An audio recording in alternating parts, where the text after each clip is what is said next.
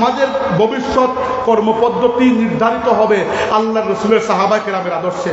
আল্লাহর রাসূলের সাহাবীদেরকে যারা কটূক্তি করে, রাসূলুল্লাহ সাল্লাল্লাহু আলাইহি ওয়াসাল্লাম সাহাবায়ে কেরামকে ছেড়ে যারা ইসলামকে কল্পনা করতে চায়, এদের সাথে আমাদের কোনো আপোষ হবে না।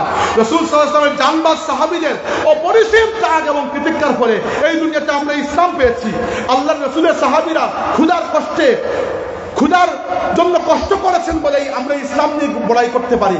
আল্লাহ রাসূলের সাহাবায়ে কেরাম মরুভূমির উত্তপ্ত গরমে নিজের হাড্ডি গলিয়েছেন বলে, তারা ঘোড়ায় চড়ে উত্তাল সাগর পাড়ি দিয়েছেন বলে, তারা নিজেদের তাজা রক্ত দিয়ে কাফিরদের তরবারিকে রঙিন করেছেন বলে আজকে আমরা মুসলমান হতে পেরেছি।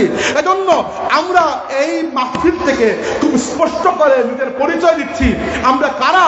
আমরা হচ্ছে আল্লাহর রাসূলের সাহাবায়ে কেরামের দলের মানুষ, আমরা হচ্ছে আহলে সুন্নাত ওয়াল জামাতের মানুষ, আমরা হচ্ছে শহীদানে বালাকোটের মানুষ, এদের উত্তরাধিকারী।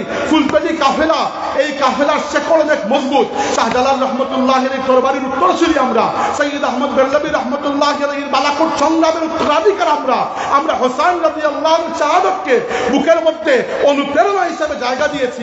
আমরা সাহাবায়ে কেরামের পথ, মত, আদর্শ, আকীদাকে গ্রহণ করি এবং আমাদের ভবিষ্যৎ কর্মপদ্ধতি যদি দেখতে চান আল্লাহর রাসূলের সাহাবায়ে কেরামের আদর্শের মধ্যে আমাদের আদর্শকে আপনারা খুঁজে পাবেন ইনশাআল্লাহ। আল্লাহ পাক আমাদেরকে এই পথের উপর থাকার তৌফিক দিন এবং যখন মৃত্যু আসবে আমাদেরকে যেন এই মজবুত ঈমানের উপর আল্লাহ দুনিয়া থেকে বিদায় দেন। আমরা বলি আমিন।